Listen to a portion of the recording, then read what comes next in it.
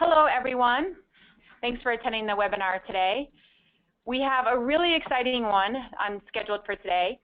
It is Champions Are Made in the Off-Season, presented by Dave Scott and David Glover.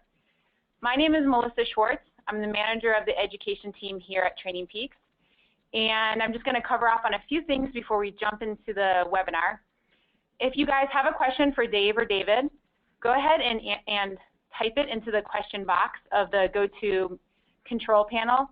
Sean and I are going to be collecting those questions as they go through, and we're saving a good chunk of time at the end for Dave and David to answer questions that come in. So don't wait until the end. Go ahead and submit your questions as soon as you guys have them. So I'm going to go ahead and give it over to Dave and David. David Glover is the founder and head coach of Endurance Works. He's a USAT certified coach. He's got a master's in science and exercise physiology, and he's a graduate of the Naval Academy. And Dave Scott doesn't need much introduction. He's a 6-time Ironman world champion. So thanks, guys, and I'm going to go ahead and hand it over to you. All right, thanks, Melissa. And this is David Glover, and hopefully we're going to be going back and forth, so hopefully you'll be able to tell our voices apart. But I want to say welcome, and this is actually a great topic and a great time to be talking about these things because, even though it's winter and we still have some snow on the ground in Boulder, and depending on where you are, I know back in Maryland, I think they're getting snow tonight. Now is the time to start thinking about your season. Yeah, I think our title, Dave, this is Dave Scott.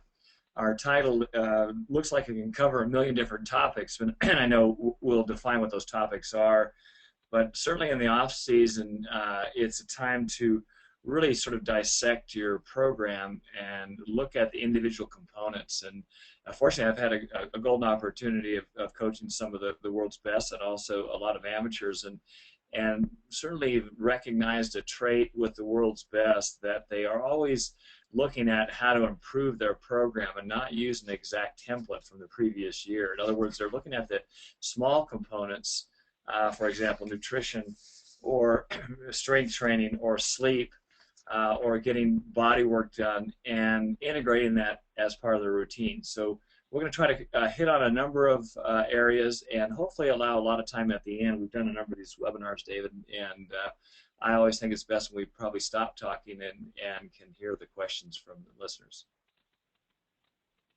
Okay, so for the three things we're going to touch on today, and I'll say touch on because we've got limited time, we want to talk about training, a little bit about nutrition, and then finally about planning.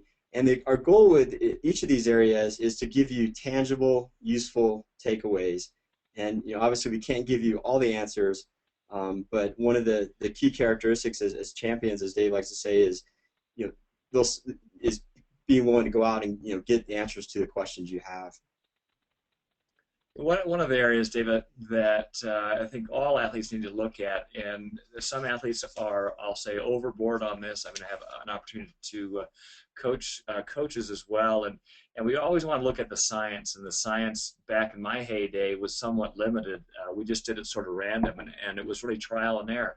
And there's nothing wrong with integrating science with trial and error, and also looking at what the best athletes are doing. I think when we kind of blend those three particular areas, it's really easy to come up with a more programmable workout routine for yourselves. And so look at the science. It's important to do that, but also gravitate to trial and error as you've done in the past, and also look at the champions. What are they actually doing in their programs? I do see this happening quite a bit, though.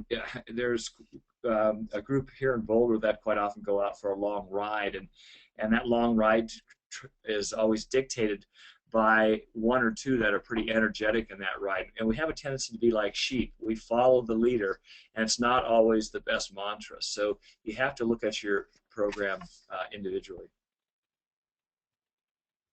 Okay, so we're going to touch on training first. So the question is, and this is a conceptual slide, so hopefully by what it shows is there's some happy medium to the volume and the intensity of your training this time of year. You don't want to be doing too little, and you don't want to be doing too much. So the question is, what is that happy medium? And the answer is, as in a lot of answers for training and exercise physiology is it depends. And as a rough measure, that happy medium might be 40 to 60% of what you would do during a peak race during the racing season. The goal is really, for this time of year, you want to maintain that adequate level of fitness for next season. So you don't want to stop doing your workouts, but at the same time, you want to avoid doing too much. And I know I've been guilty of this in the past, because you can experience burnout or staleness, or maybe you have nagging injuries that just won't go away, and that's not how you want to start the season. David, you hit on a good point. One is whether you can do too much, and a lot of times our bodies are ready to do it, and certainly our minds are. You come off a rest period or break at the end of the year, and athletes are overzealous. They want to hit that first 6 to 8 weeks and just smash themselves. And one of the key reminders is to be aware of a term called overreaching. And overreaching is well defined by physiologists. One of the key symptoms of overreaching is that we have heavy legs. And I think everyone in this sport recognizes when their legs are really, really, really heavy. You have the inability to climb up the stairs where you're just floating up the stairs. The second one is that when you're trying to drive your heart rate up for a little higher intensity, your brain has an internal governor on your system, which essentially shuts down your ability to work out hard. And if you have just those two things, sleep deprivation could be another one, or irregular sleep patterns. If you have one or two or three of those symptoms, we can quite often get to a point very early on in the year in this off season where we are overreached or overextended in our workouts. And it's important that you take a couple days off if you feel this coming on, and then 3 light days of very low to moderate, low aerobic exercise, and then by day 6 you're ready to build back up. So 2 off days, 3 light days, and then on day 6 you're ready to resume your routine. But I think, again, the most important thing early on is that you need to moderate that longer intensity and higher workloads at this time of the year. So if you look at specificity, which is basically the principle that the athlete must be trained in a certain manner to produce a desirable adaptation or training outcome, it is depending on the athlete, whether you're a cyclist or a swimmer or biker or runner. If you're a triathlete, you're going to have to swim, bike, and run at some point. But from a time of year perspective, if you look at the shape of this is basically a funnel. You're going to have a little bit more latitude now, but as you get closer and closer to your race, so as you go into early season, in season, and then race day, your training is going to have to be very specific to the activity you're doing. So if you're an Ironman distance triathlete, for example, at some point you've got to do the longer rides and longer runs. If you're a sprint, distance triathlete, you can get away with less distance, and you're probably going to be doing more intensity. And it's also important when we talk about specificity is also training the conditions. So chances are if you're doing your big race during the summer or maybe the spring, it may be a little bit colder now, which is fine, but as you get closer to that event, you want to train the conditions, whether they be the weather, the course, the time of day, all those things. Those little small things can be considerations. The small things, David, are key. One of the small areas, and I'll actually maybe say it is not just beyond a key area, it's a massive area that is quite often overlooked, and that is doing strength and injury prevention training. A number of the triathletes that I've advised over the years are very seasonal about their strength training. They do it during the off season when they have more time. Good idea, but they discontinue it as the regular season comes around, the preseason and the competitive season.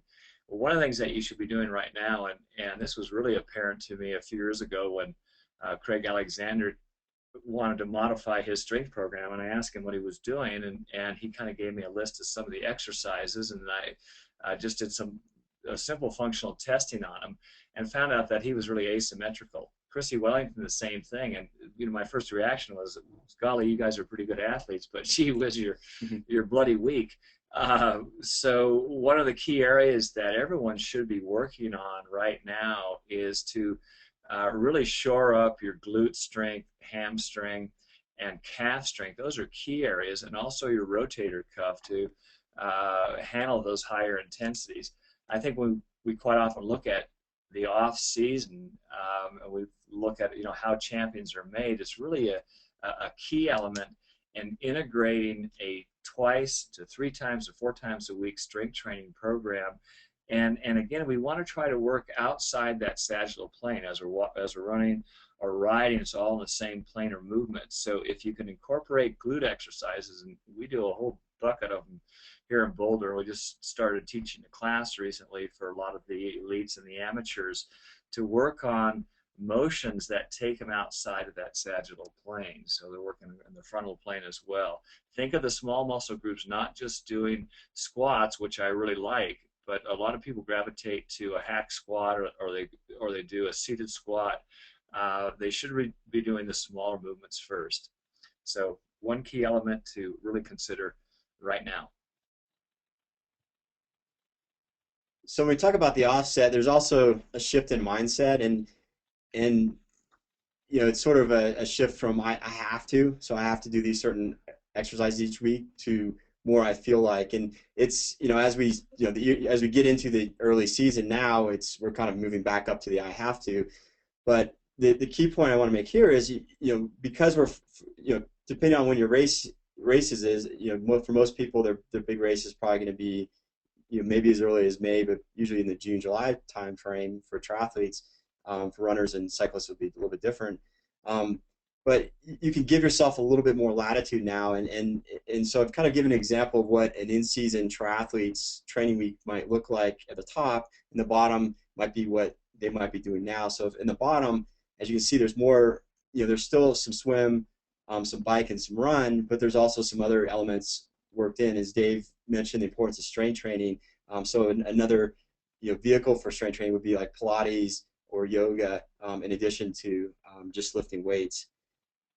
And it's also a good time, depending on where you are, to do more winter-friendly stuff. So if you have access to skate skiing or snowshoeing, or even just trail running, now is a great time to do those things as well as an alternative, so you're not doing just swim, bike, run. As far as a swim, bike, run, everyone knows if you have some time off, you kind of lose that feel or sensation, and the patterning that we have in all 3 sports is really individualized. In other words, you can take a runner and put him on a bike and it feels really awkward, but the next time he goes back to it, all of a sudden he learns how to relax and innervate those muscles. For all the triathletes that are obviously listening in, which is the bulk of our listeners, if you do 1 to 2 sessions, and I think this slide here, that second half and what David just mentioned, if you do 1 or 2 sessions of swim, bike, run per discipline per week, you're going to maintain that feel that you have. And swimmers always talk about that innate feel that you have in the water. And if you've been out of the water for a long period of time, it feels as though when you put your hands in, they feel like wood sticks. So 1 to 2 sessions, and do some of the alternative exercise sessions that we've indicated. Okay, one of the key components, and Dave has already mentioned the importance of strength training, but also the other important component is intensity. And if you look at this graph, basically going from left to right, it's exercise intensity. So in this case, it's measured as a % of VO2 max. So starting 0 is basically doing nothing, all the way up to and probably an all-out effort running up steps, for example. What this is showing is how our muscles fire. So an individual muscle is made up of multiple muscle fibers or cells, starting with the type 1 or slow twitch, then type 2A, then type 2B. And what happens is your body only recruits what it needs. So if you're doing easier efforts, so just a walk, for example, if you look up the graph, all you're doing is engaging those type 1 fibers. So within, say, that gastroc muscle, one of your calf muscles, all you're engaging is those type 1 fibers. In order to engage those fast twitch type 2A or even the fast twitch type 2B, you have to do higher intensity efforts. Otherwise, your body says, hey, I don't need to use these muscles.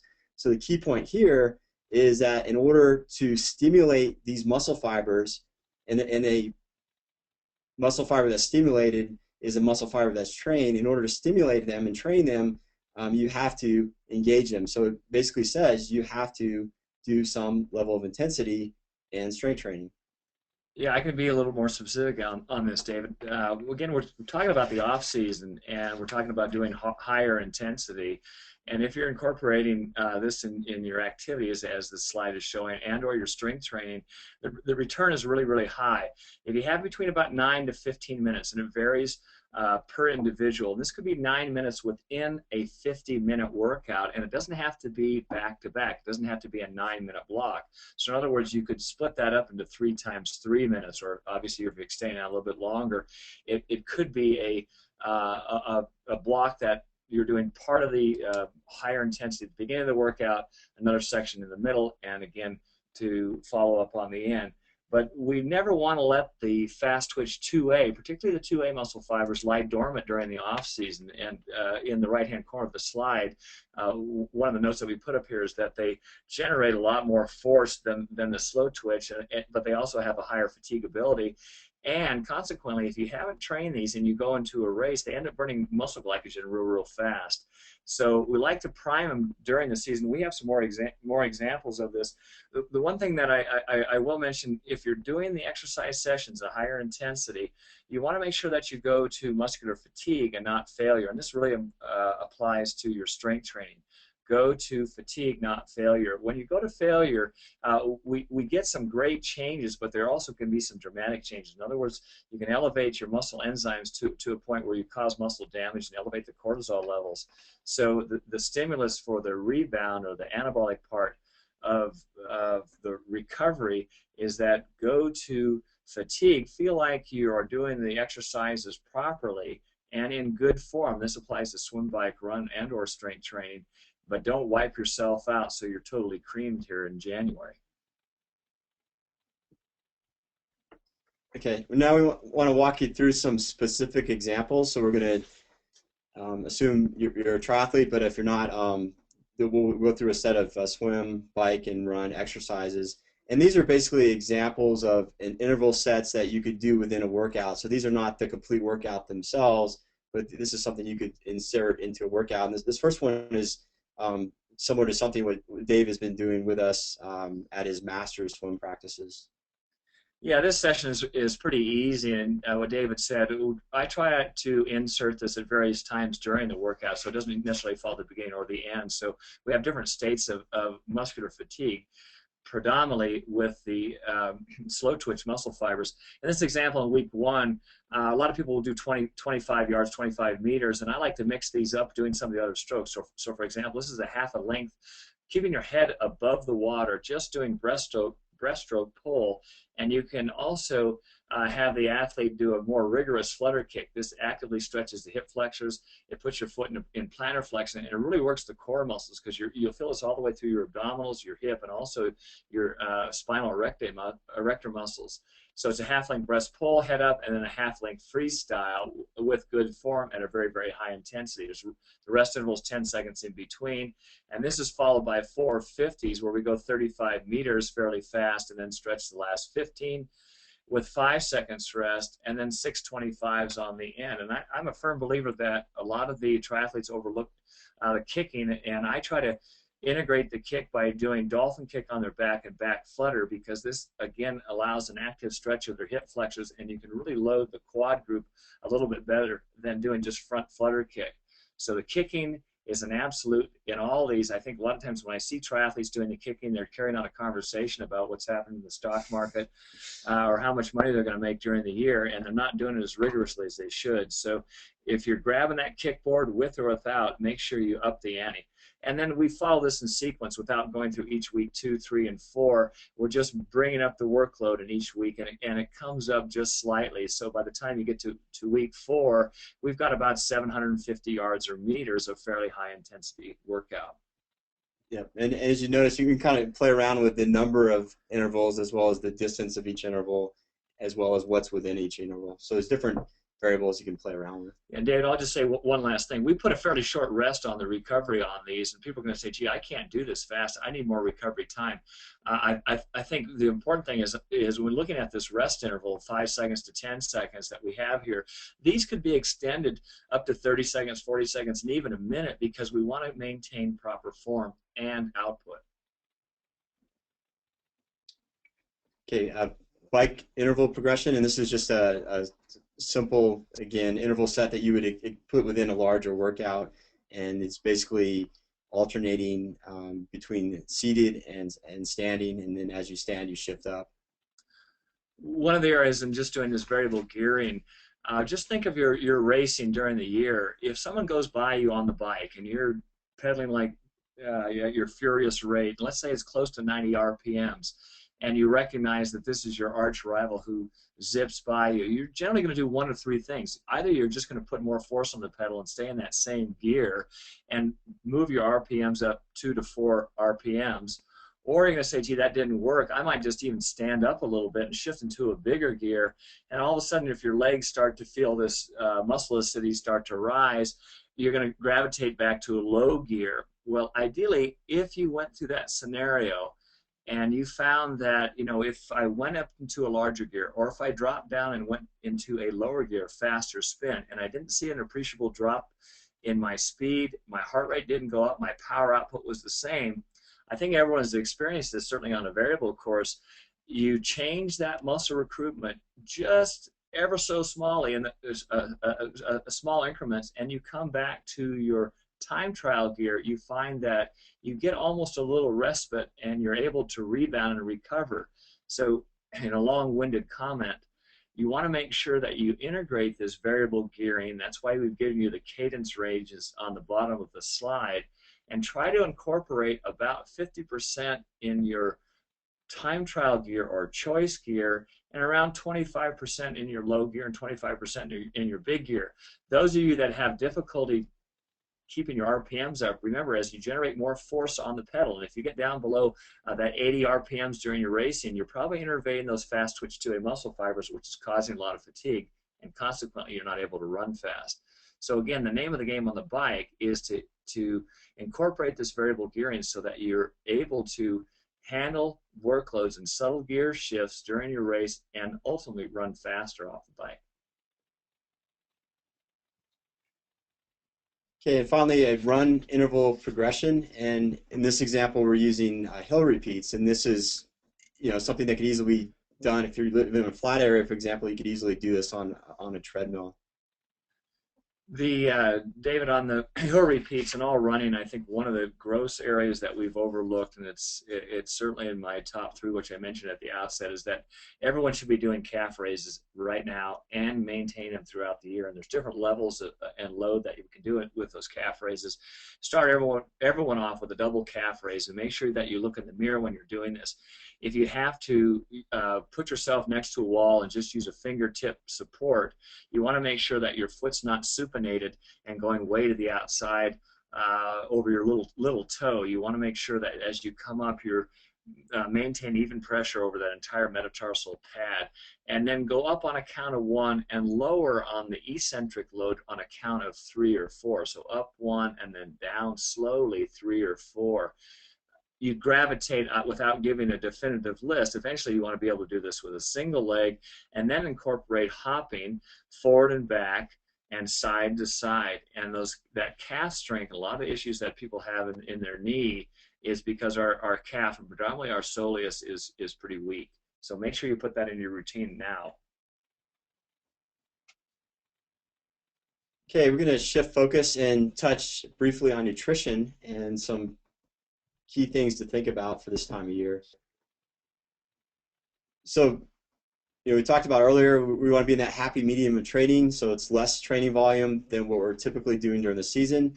So what does that mean? Well, less exercise means we don't need as many calories, so we don't need to eat as much. It's hard. I've experienced myself when you come off your training season and it seems like your stomach hasn't quite caught up to the reduced training volume, and you keep eating and eating. So that's obviously not desirable. So there actually has to be a shift in eating habits, and then in addition to that, we just got through the holidays, and you're probably eating out more. So things are different this time of year. Some basic eating tips: eat protein with every meal. They'll help give you that feeling of satisfaction, and limit alcohol. So moderation. It's basically empty calories. You're getting 7 calories per gram, and it's not an efficient fuel source. And then finally come back on simple carbohydrates, especially fructose. Dave, these are obviously, I think, obvious to our listeners, but I'll just mention one thing on the last one, this cut back on simple carbohydrates. The refined carbohydrates are really the curse of our overweight and obesity epidemic, and as we put in brackets here, especially fructose. So anything that has fructose, which is our fruit sugar, and that includes all the fruit drinks. So if you're having a glass of orange juice in the morning and it's fresh squeezed and it's a small glass, well, that's great, but you want to make sure that you have protein with it. And the trigger that, as you said, doesn't affect your satiety center, and that feeling of fullness is a hormone called leptin. And leptin doesn't get the trigger when we eat the simple carbohydrates, so the tendency is to eat more. So those of you that are trying to refine your program in the off season, you're looking at things little things. Well, nutrition's a big one, and cutting out simple carbohydrates along with the other two items that you mentioned are really key. We've got a few more points in the next slide.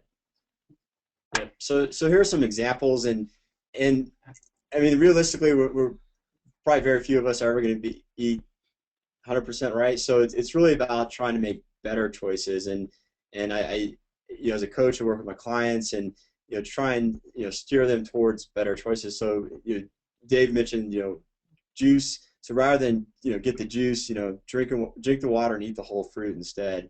Or instead of raspberry play yogurt, which is going to have a lot of added sugar and probably fructose, get real raspberries in plain Greek yogurt. So here's some more examples.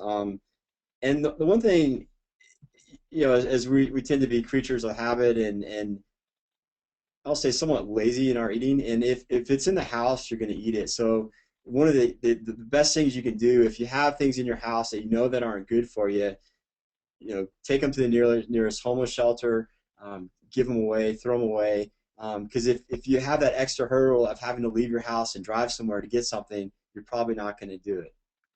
I'll mention 2 points. One is I think we've heard, and also in the literature, that we should be eating all the time because we're athletes and we burn a lot of calories. We're always grazing. And this is poor advice.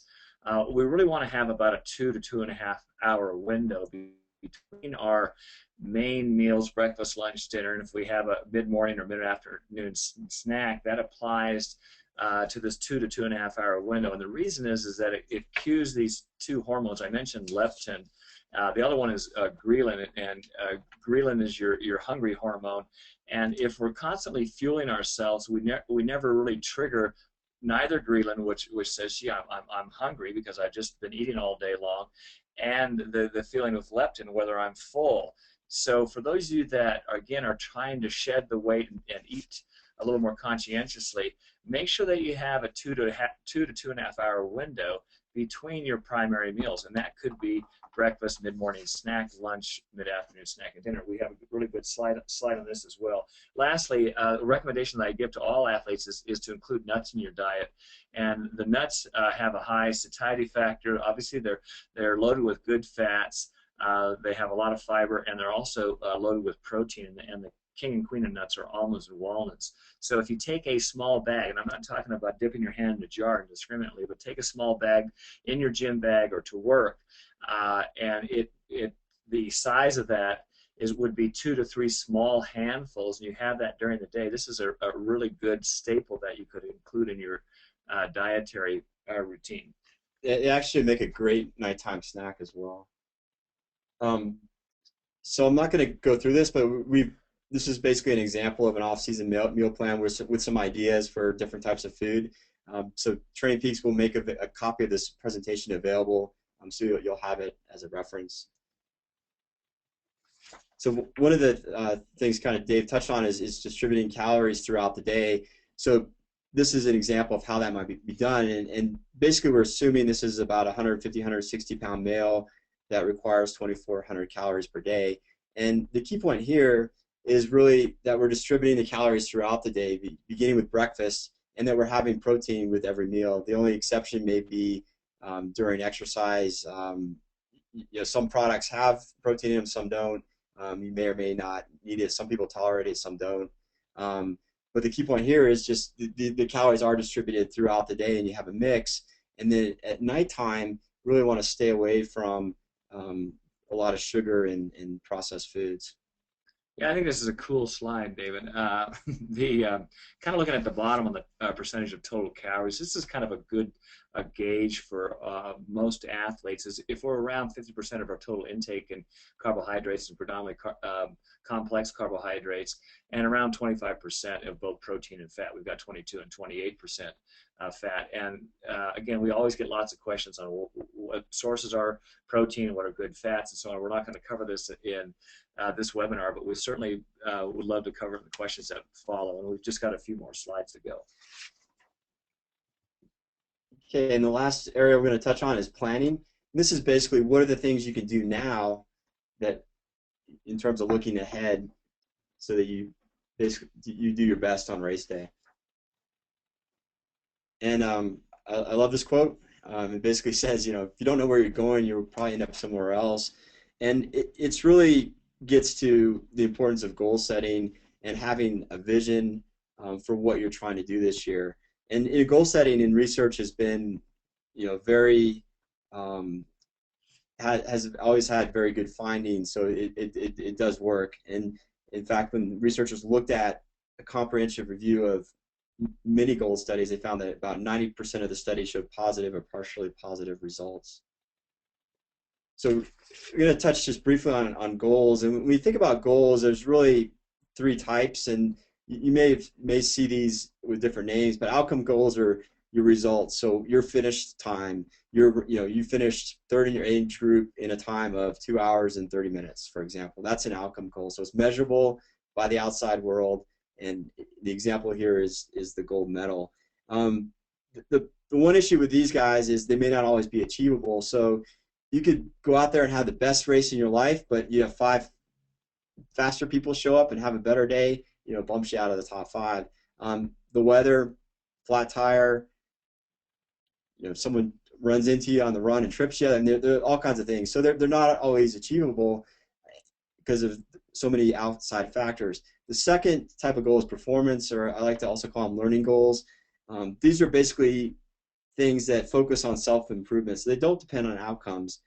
So for example, learning how to pace your race. So I've talked to a number of Ironman distance triathletes, and probably the number one thing I hear, and I actually traded an email with a guy yesterday, he was trying to diagnose why he keeps blowing up with 10 miles to go on the run, and one of his answers was, well, I go out too fast and on the bike and probably and on the run too.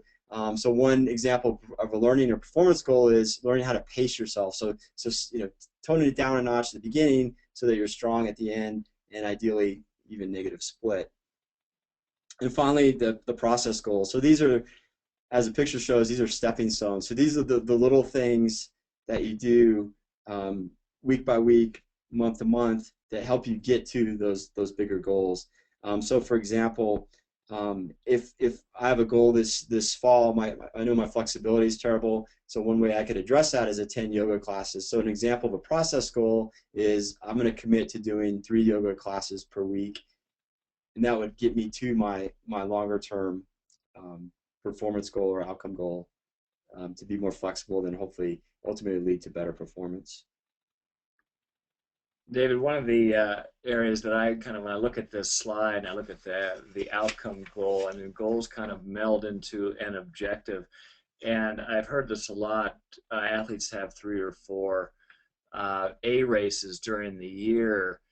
And I always ask them, are these all of equal value? Is there an A or an A plus or an A minus? And I have rarely seen, and I know the science says, and I know just over the course of my history in the sport, it's very difficult to maintain peak performance. You can certainly bring it up a couple times a year, where you have 2 A+ races, an early season one and one late in the year. And I actually encourage athletes in the off season to think about those 2 goals. But I don't like to have 3 or 4. I think it gives people an out, and they never really heighten that absolute performance. They never hit it at the end, and it gives them an out emotionally and psychologically to say, oh, I hope I have a great race.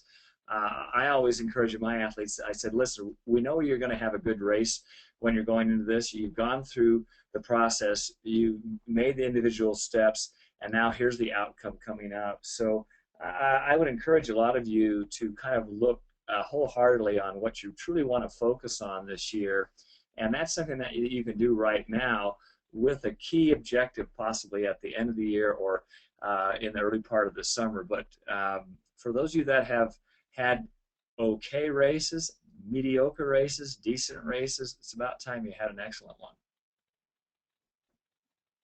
So real quick, this is just an example of tying all three together. And if I start in the lower left-hand corner, and this is an Ironman example, but an athlete who's done a basically 13.5-hour Ironman, he's had run problems, wants to get to the top right. So those are his long-term goals. So he has an outcome goal, which is a time goal, and he also has a performance goal to execute a nutrition strategy. And then the process goals, and I've only shown two here, but in reality they might be weekly or bi-weekly, but these are the smaller steps or milestones to get to the longer-term goals. Athletes usually think of looking at speed or time or power, and I always try to think of this goal process, David, as of thinking of the little things. And a very simple example that comes to mind is when your foot lands in the stance phase, are you feeling that kinetic chain go all the way up, and are you firing your glutes? Are your glutes activated? And this seems so simplistic. Front end or your freestyle when your hand enters the water, are you setting that elbow nice and high, and do you feel a little bit of pressure on your hand and your forearm? So sometimes when we think of the goals, we're always thinking of something tangible. Gee, is my time faster? Is my heart rate lower or higher? Is my power output X or Y?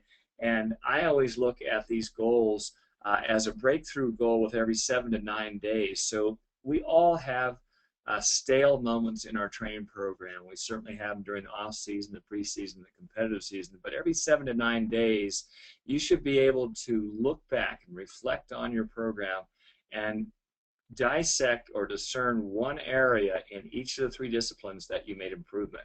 And that's really key, and it may be as small as the examples I just mentioned.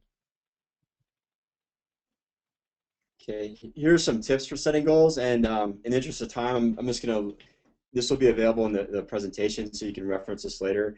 But the SMART acronym is a great way to think about it. Setting goals: simple, measurable, achievable, relevant to what you're trying to do, and time-bound. So a plan without a deadline is a dream. And then finally, I think it's important to also take a look at the whole season. And TrainingPeaks has a nice annual training plan tool online. This is an example of a spreadsheet that I created that I made. It will be available with this presentation, so if you want to use that format. But I like the week-by-week format because you can. This only shows 10 weeks, but if you put this on a regular piece of paper, you could print out the whole year. And what it allows you to do is kind of look at the relation of things to each other. So, for example, not just racing. So I've got races on here, but also I've work, travel. Last year I had a wedding, so that would have been on there. Travel, vacation, any of those things. So it allows you to see the relationship of things. And if, for example, you're getting married in August, it's probably not a good idea to make your key race in September. David, you had a wedding. That was your wedding, by the way. For all of the listeners. Yeah, that was her true wedding. It was his and Krista's, which I attended, which was a lot of fun. So that was kind of a key one. Thanks. And finally, and Dave actually touched on this at the very beginning when he was talking about going out in group rides. And I love this quote, but really when you think of your own training, sometimes you have to do what's best for you, and that may not necessarily be what the group is doing. And you have to take into context your own background, your own goals, your experience. And for me, when I was focused on Ironman training a few years ago, I was lucky to find a training partner. We were right around the same level. We had the same type of goals, same training philosophy, so we were able to train together a lot. But that also meant I also excluded myself from training with a lot of other people because they didn't line up to my agenda for what I was trying to do. Yeah, I think just lastly, David, just to expound on this comment, a real-life example, my son Drew and a great pro triathlete, Tom Lowe, and I'm using their names because I wanted to shatter their kneecaps when they did this. We've gone through their schedule in 2 weeks or 8 days before their both had a big race, Ironman for Tom, and Drew had a half Ironman. They went out and annihilated themselves on a 110-mile ride, and they came back and just said, you know, we were riding at X speed. It was faster than the race speed, ironically. And the problem with that is, one, I didn't prescribe, but two, it wasn't really on their agenda. It was just something that they did on a whim, and they performed magnificently on that day, and they both did not have stellar days in their races. So consequently, when you're planning out your agenda, make sure it does make sense and that it fits into your whole goal package. Okay, and that actually concludes our presentation piece. You know, please contact us with any questions if you have them. You know, please ask them now. TrainingPeaks will provide a copy of this presentation. We've also included one of Dave's strength routines. So some of the exercises Dave likes for exercising your glutes and your calves with video examples. So there are actually links to videos on YouTube. And also included the spreadsheet I mentioned for creating a pretty simplistic annual training plan. But at this point, we'd like to take questions. Yep, thank you. Yeah, we were able to collect a pretty good amount of questions for you guys. So the first one is, how many complete days off do you recommend to take after a long Ironman season before you start doing off-season workouts? And that was Fernando that asked. I don't like to take a lot of days completely off. The reason is that generally after any length of a race, there's a lot of muscle trauma and you have a lot of swelling and edema. And what enhances recovery is very low to light exercise. Movement helps. So certainly the 2 days following the race, you can have this huge delayed onset of muscle soreness and your muscles are sore to touch. By day 3 post-race, I encourage everyone to do some light swimming and easy cycling.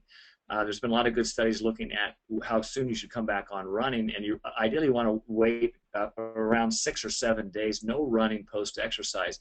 And that doesn't exclude water running, again, where you're kind of stretching out your hip flexors and your hip extensors. So start moving on day 3.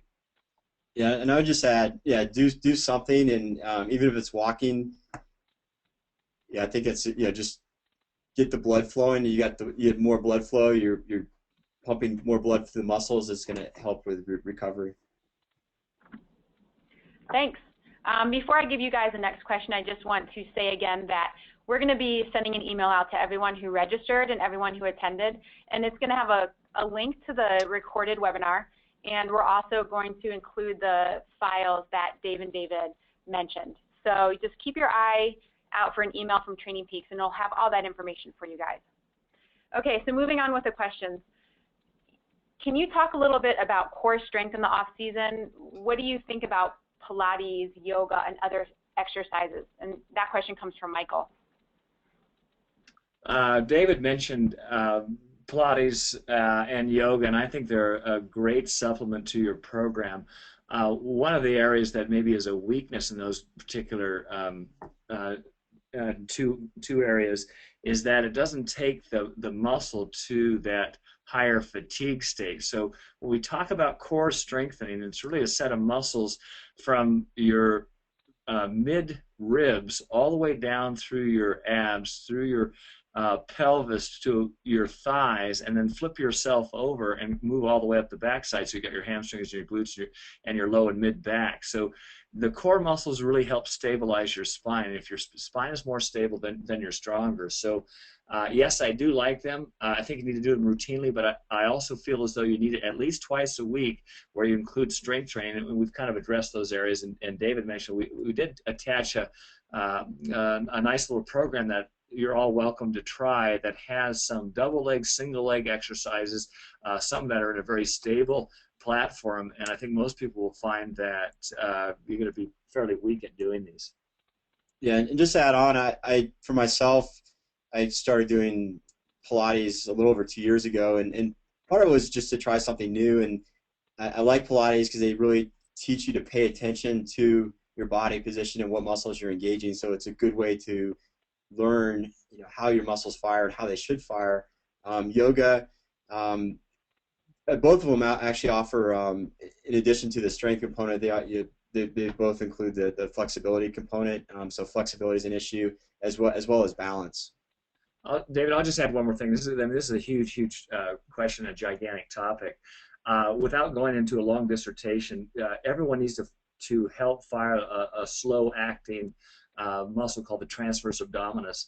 And it's like a corset-like muscle. It attaches way down deep in your pelvis, wraps around almost to your spine, and also attaches on your upper ribs, and it really helps that core stability. The stronger the TA, the transverse abdominis, is, the stronger that you'll be able to be in stance phase and also drive your pedals down. So one easy area to address this, well, what is that darn muscle without being too detailed? Draw your belly in towards your spine, and if you move your fingers off about 2 to 3 inches off the side of your navel, you'll feel kind of a soft indentation that goes in. If you bend over like you're doing a bent over row and you keep your hand on that soft indentation, you're going to feel your transverse abdominis start to fire. So in cycling and running, the other cues are keep your hips and your ribs nice and high. Don't flex your spine. If you flex your spine, you'll cut off your TA. The TA is always fire, and that'll help your core stability. We should probably do a webinar on this. Okay, next one. Okay, the next question is asked by Patrick. And this is, we got a good amount of questions on when you were talking about the nutrition. What are the key aspects of the nutrition in the off season versus the race season? So I know you talked a lot about the off season, but is there anything different during the race season that you can summarize in an answer at this point?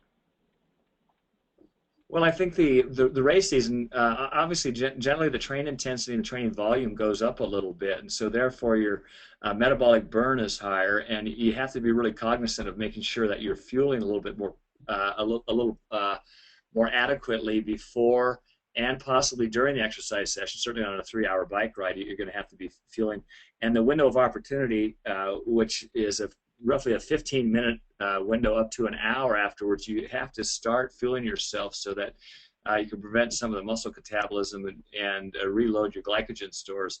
I would say that's the big difference. As far as general eating, I would say no, and maybe David can embellish on this just a little bit more, but you know, the eating patterns that we develop are really hopefully designed when we're at our lowest energy output, and if you're maintaining and or losing weight, you're probably doing the right thing, assuming that you're not losing lean muscle mass nor losing strength. So maybe I didn't answer that properly, so I'll give David a chance to try it. Okay. How I would answer this, and as Dave said, basically your overall metabolic rate's going up, so your overall caloric needs go up, so you're going to be eating more. And as Dave said, you know, this is sort of where you can break the rule on staying away from simple sugar. So your body, your muscles, you know, the primary fuel for your muscles is going to be glucose, which is a simple sugar. So if you look at, you know, any of the sports drinks out there like Heat or you know, Accelerate, they're going to have some type of simple sugar, and usually it's in the form of maltodextrin, which is chains of glucose.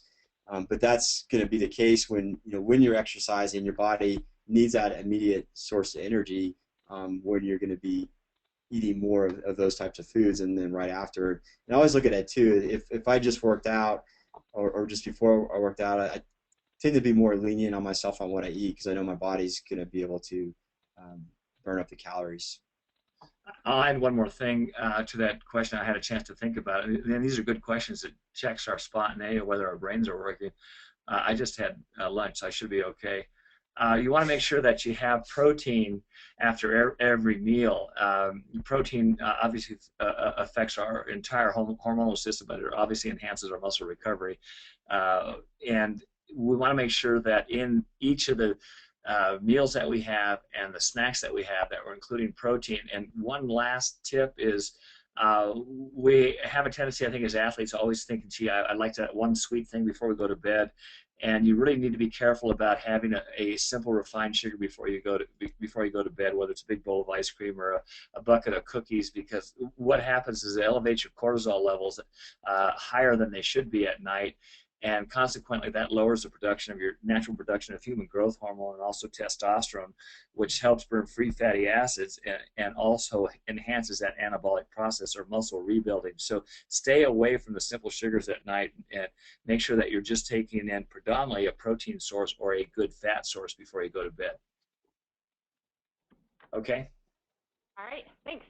So another one going along the nutrition topic. And this is from Elizabeth. What are your options? What are your opinions on clean diet? So do you recommend reducing or eliminating dairy, gluten, etc.? I think clean diet is a real nebulous or ambiguous term. I'm all for people that have GI distress, and we know that the inflammatory response is increased by different foods, and certainly grains are kind of in the forefront right now. However, complex multi-grain grains are quite loaded, and they're very nutrient dense. However, if you're experiencing gas and you have a lot of bloating, you have indigestion problems, going to a gluten-free diet is one of the first steps. If you're thinking of the good grains, the amaranth and quinoa are the best two to consider being on a gluten-free diet. Again, the other ones that we've already mentioned is to stay away from fructose or refined simple carbohydrates and trans fatty acids. Any of the hydrogenated fatty acids are murderous on your system. So I would make sure that you sort of clean that up. As far as eating a raw-based food diet, a lot of foods by heating actually enhance the absorption and also enhance the quality of the food. For example, tomatoes are better off for your system if they're actually lightly cooked in some sort of sauce as opposed to just eating them fresh. As some people will wrestle with that comment with me. So I'm not all for a raw food diet. I'm for moderation and considering the areas that we've kind of mentioned. Yeah, and just to add to that, I think, if you have specific nutrition challenges or issues, definitely sit down with a registered dietitian, and preferably someone that has some experience with endurance athletes. I think a general guideline, stay away from processed stuff as much as possible. Eating out you got to just be careful because a lot of times you don't know what you're eating. I know they do have different tests. I've done like a food sensitivity test where they test your blood against a number of different foods, and they come back and say you're intolerant or you're moderately intolerant. So that might be an avenue to check out.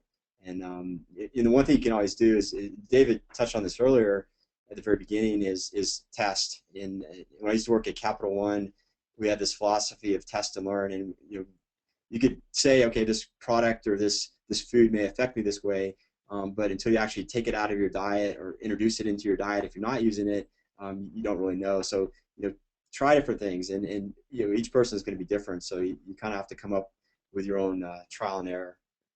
Yeah, and just lastly, corn, wheat, soy, and milk are the big triggers that people have some sort of allergic response. Obviously, the list is much greater, and David's last comments were quite good to eliminate them slowly and or go through a testing process. Okay. All right. This question comes from Elizabeth.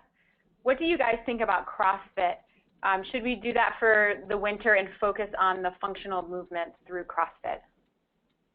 CrossFit, I think they've done a lot of good. They certainly got people introduced to explosive type training movements, but they've also, from what I've read, have had a fairly high incidence of injuries. And I'm not picking on CrossFit per se. I'm just talking about more explosive type movements. Generally, we need the foundation and the plate of foundation, working on the smaller muscle groups, as well as the full kinetic chain, the full body movement exercise, which CrossFit really promotes. If it's not done with proper strengthening prior to that, particularly your low back is very vulnerable for injuries. So I'm not adverse to CrossFit by any means. I don't want to come across that way, but I think that when we're doing any sort of explosive or plyometric sort of movement, lateral movements where you're getting airborne or coming down, the instruction and the build-up prior to that typically needs about 12 weeks on a minimum, so that you enhance the tendon and connective tissues and ligaments, which adapt much more slowly than the muscles. So you need to be careful. Again, on your off-season program, which we're talking about, if you haven't done any strength training of any form, I would be very wary about doing any unstable full body, full kinetic chain movements until you have at least 3 months under your belt.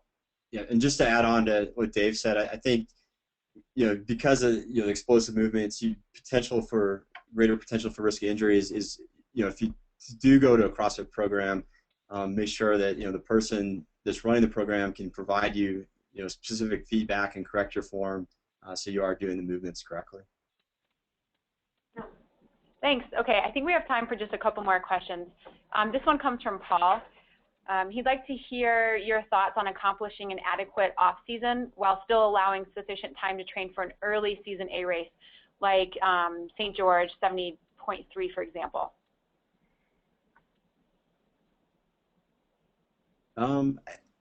So I think St. George is in May, I believe, or like early May. I think. I'm sorry. If someone's season ends, let's say around September, and then they have an early A race in April or May, how do they handle the off season when they don't have as much time? I think they still handle it the same way. I mean, it's really, there's not a one size fits all answer, unfortunately, and some people need more rest, and I've worked with a number of athletes who need get by with just one easy month and they're back in the training, and I've worked with other athletes that need 4, 5, 6 months. I think you still need some type of downtime after your racing season, and to me that means whatever that the athlete needs. It probably means doing very little. It might be a week, it might be 2 weeks. You don't want to stop moving because you're gonna you want to keep your muscles used. I think for the early season races, you just got to be careful that you're giving yourself enough time. And when we talk about the off season, it's not just a physical break, but it's also that mental break. And as a dedicated hardcore, or just a dedicated athlete, you're probably in that that mindset. Okay, I've got to swim, bike, run, or I've got to cycle.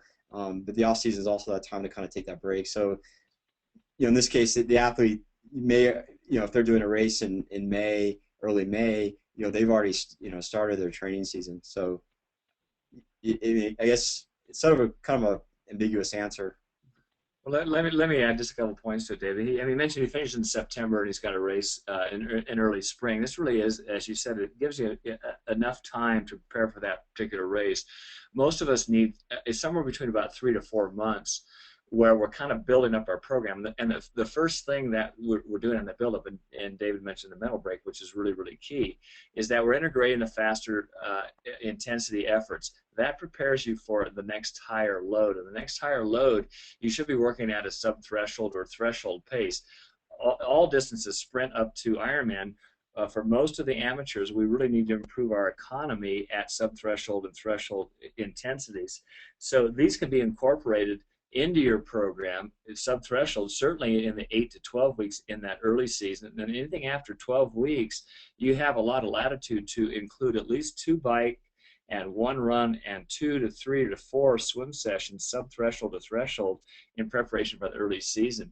You never want to compromise your early season and preseason development for your first race, because it's going to affect the races that now fall, late fall, September, October, November, which may be your biggest race of the year. But you have plenty of time, and I think Paul, I think who I'm addressing, shouldn't have any trouble with that St. George race. All right, thanks. That's all the time we have for questions. Just a couple things before we wrap it up. I want to mention that we've got some webinars coming up. If you guys are interested in future webinars, just go to our support site, support.trainingpeaks.com, and search for webinars. We've got one next week on the paleo diet, and I'm scheduling one in March for pregnancy. So that's going to actually be a pretty interesting one. And also, we just launched our first TrainingPeaks University. So if you're a coach and you're interested in learning more about TrainingPeaks University, go to our support site. You can search for it, and you'll find information there. So with that, I want to thank Dave and David for taking the time and doing the webinar. It's always nice to have you guys on. I was saying, Melissa, we're willing to stay on a few more minutes for a few more questions. If you guys can do it. Okay, yeah, we have. All right, we've got a couple more then. So this one came up. This one came up in from a couple different people. And it's not necessarily about the off season, but since it was asked a couple times, it might be worth answering. If my Ironman is in July, or just one of those earlier season Ironmans, do you recommend racing a 70.3 during their training program? Yes, I think that's a good idea. I think you should definitely include different races of mixed distances, not necessarily 70.3. 70.3 is obviously a better indicator than a sprint distance race, but having the mindset that you're focusing on a race, you're putting yourself in a race situation, you're having to go through all the protocol psychologically and physically for a race, regardless of the distance, is a good build-up to an Ironman race or any distance. So, don't have a hiatus, particularly with a July race, where you think, well, gee, I might do a March or April race, but in May and June, I'm not going to do anything. I think that's a big mistake. They should race. Yeah, and just to add to that, like I like a 5 to 8 week window before an Ironman to do a half, and you can actually, I always like to look at it as kind of like a stepping stone. So if you have, the availability to do an international or sprint, earlier, build to the half and then to the full, and it's basically it's an opportunity to get into that mindset and to practice. So practice pacing, practice nutrition. Is the clothing you wearing comfortable enough to wear for a full race, or are you gonna have to change in and out of bike shorts? So those are the kinds of things you can test out. Okay, thanks. So I have a pretty loaded question for you, but I'm going to go ahead and give it to you anyways. So what is your opinion or your thoughts on vegetarian and vegan athletes? I think vegetarian and vegan athletes can perform just as well as a carnivore. I was predominantly vegetarian for a number of years, and I did a lot of the wrong things, partly from maybe misinformation, not enough available information on the science side. And I actually followed a lacto-ovo vegetarian diet, which gave me a little more latitude, because I did eat milk, very little cheese, though, during that time. I ate a fair amount of yogurt and eggs. So I think if they're on a vegetarian diet, they need to make sure that they include, and I gave one good suggestion, is to make sure they include nuts in their diet. I'm assuming most vegans or vegetarians have that information. Make sure they include legumes and beans, which are really nutrient dense and about 20% protein by volume, and just monitor the symptoms that I talked about with overreaching. So I think athletes can do quite well on that diet. I don't think it's a diet for everyone. I decided to shift my diet personally in the early 90s and started including fish in my diet. And I think overall it was a much healthier choice than the early 80s, because I was predominantly eating simple carbohydrates to get the calories in, and that was a big mistake. It was a big mistake for my blood profile. My the bad LDLs were much higher during the 80s than they were now, and we know a lot of benefits from eating, particularly the high omega-3 fats, and predominantly from fish base. So coming back to vegans or vegetarians, why not? All right, okay. Thanks. Yep. Okay, so another question, and this one is a little bit specific for the person, but I think everyone listening would probably benefit from it. So this is from Michael. Do you have any suggestions for how to prevent muscle cramping aside from good hydration, electrolyte supplementation? I always cramp in the lower extremities about 90 to 120 minutes into a road race and have tried everything, Endurolights, pre-hydration, etc. So do you have any recommendations on preventing cramping? Cramping's a tough one, and I'll give you maybe a couple ideas. One of the things that affects electrolyte balance is potassium and also magnesium, and most endurance athletes, particularly with a higher sweat rate during the summertime, are low in magnesium, and I would suggest when you can it's difficult to get it tested. The downside of taking magnesium citrate is very, very minimal. I would get a magnesium citrate capsule and take 400 to 800 milligrams a day, and I'd also try to increase his potassium intake. And there's a lot of good sources: kiwi, banana, are two that come to mind that are good fruit sources.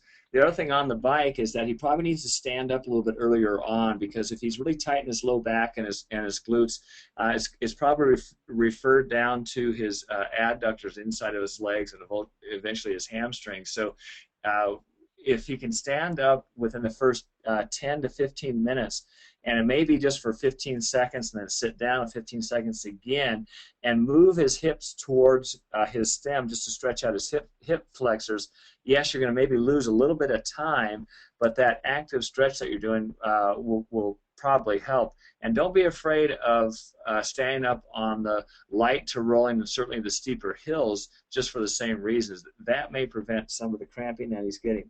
Dave, you may be able to add to that. The only thing I could add to that, I think, and this is just a theory I have, that sometimes we eat too clean a diet, and we also don't get enough sodium, especially during the summer. And I think another source of cramping would be muscular fatigue. So Dave talked earlier about the importance of having the glutes firing. So if your glutes aren't firing, then potentially your quads may be picking up the load, or your hamstrings. So you could be overexerting certain muscles and then causing those muscles to potentially cramp. Yeah, just lastly, Dave, you sort of piqued my small brain. The sodium intake, he should be checking his sodium intake, particularly under hot, humid conditions. And we've found, and also I know the labs have found around the country where they're testing athletes that have a very high sweat rate with extreme humidity and heat, that they may need upwards of about 1,800 milligrams of sodium per hour. And I know several athletes that are over 2,000 milligrams of sodium per hour. And that sodium is really the key electrolyte, which helps retain the cell full of water. So it may be, as simply as you said, David, it might just be low sodium. Okay? All right. Here's a question from Joe. I find myself tired going into some workouts, but then after the workout, I feel better. How do you really know when you should not work out and rest? Well, I think staleness comes in a lot of different forms. We kind of hit on the emotional side of it. If your mind says, yeah, I'm just kind of tired, I need a break, I think certainly during the off season and during the regular season, when you kind of reach to mental stagnation, that you do need a day off. And if you can just allow yourself to take that break without psychologically beating yourself up, that's a real good thing. And some people just program that in. They have a day off once a week, or every 9 days they put a day in, and that allows them just sort of that not only physical but mental break. I think physically we quite often feel better after we do the session, and sometimes it takes longer to get warmed up because we heighten that morphine-like effect. Those endorphins start to flow through us, and they make us feel good. So if you notice that you are feeling better in a workout, and the workout says, I got to bring my intensity up, but your legs say, no, I can't do it. They feel heavy. Your heart rate might be elevated in doing it. It's time to back off on the load and probably certainly the distance, and just get that good feeling of those endorphins. So I always have kind of a steadfast rule. Give yourself 20 minutes into a workout, see how you're doing, and then reassess yourself.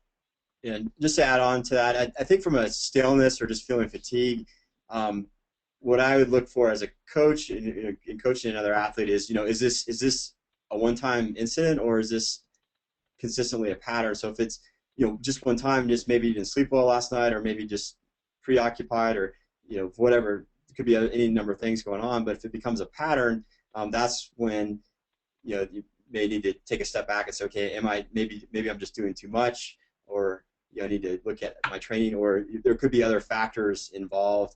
We think of training, it's easy to think of it as a vacuum. Okay, I'm going to go out, swim, bike, and run. But we also play all these other roles in our lives. We may be parents. We may be somebody's sibling. We've got a spouse. We've got to go to work. We've got friends.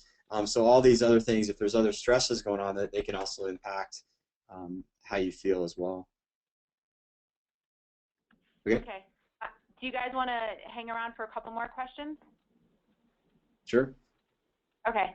How do you deal with the inevitable illness that interrupts your carefully crafted season plan, such as time off, illness? How do you work through them? Wow, that's a tough one. I mean, illness or injury, I mean, they creep upon us when we least expect it, and there's no athlete alive that hasn't had to deal with this. That doesn't mollify the psychological trauma that we go through when we have something that kind of offsets our plan. I think a lot of times if we're not totally bedridden and we're able to maintain some minimal movement and a low activity level, and that might just be a walk. That's a good thing. That's a good thing to do, and it's also, I think, for every day off, depending on the severity of what you have. There's no steadfast formula. With an injury, it can quite often take 4 to 6 to 12 weeks to kind of get yourself back, and even with the flu, I've heard a 1 to 3 ratio. You're out for 6 days. It's going to take you 18 days to get back. Um, I think all is not lost. I mean, we have a long build-up, and as long as you maintain some activity, you're not going to atrophy and wither away. If you are bedridden, then there is a pretty rapid decline. So just keep moving on a minimum. Yeah, and I would say, being as preventive as possible from getting sick if you can, and part of that is making sure you're getting enough rest and sleep at night, and if you're in an environment, try and stay away from sick people, um, especially this time of year, and if it's injury specific, if you could do something, for example, Dave talked about the importance of calf training, so calf injuries are fairly common among runners and triathletes. So if you can't run, substitute in something else that doesn't irritate your injury. For example, in this case, maybe aqua jogging. So you're still getting the movement patterns down, but you're not aggravating the injury. I might just add one other thing. It's as we've chatted about, eat well and get rest. Most endurance athletes are very, very low in their antioxidants, and there's wellness centers that can take a look at your antioxidant panel as a preventative measure, and I'll just give you a few that I think should be on everyone's list as a supplement. One is called astaxanthin, ASTAZAXAN, THIN. It's said the pronunciation is astaxanthin, but it's XANTHIN. I also take CoQ10. That's a huge one. Omega-3 krills. That's on my list. The people that are susceptible to colds are also generally low in zinc. So the list can grow, but those are 4 to consider. Okay? Okay. So this one from Dwayne, what do you think about mostly training indoors during the off season? I'm an outdoor guy, Dwayne, so if I can get outside, I like going outside. I know there's some really interesting studies with people running on a treadmill for the same time, the same duration. They're looking out of a bay window out of the outside, and they've got the guy running by doing the same distance, same speed, and they've looked at the feel-good hormones, particularly the endorphin levels that are raised, and the outdoor guy always wins. So is that a definitive reason that you want to go inside or outside? Obviously, when the elements are so bad, the roads are icy, which we have had here in Boulder about a week ago.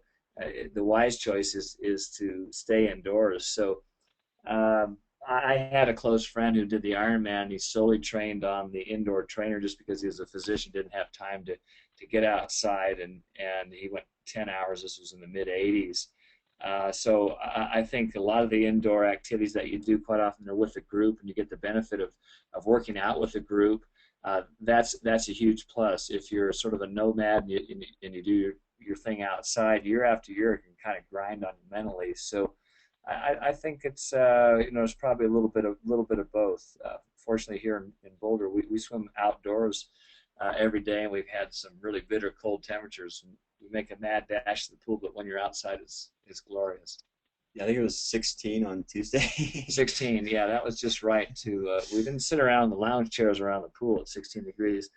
Okay, well, we've probably taken enough here, Melissa. One other thing that we talked about beforehand is possibly answering some of the additional questions that we were unable to get to via video format. So we might come back and do that, and you might want to mention that.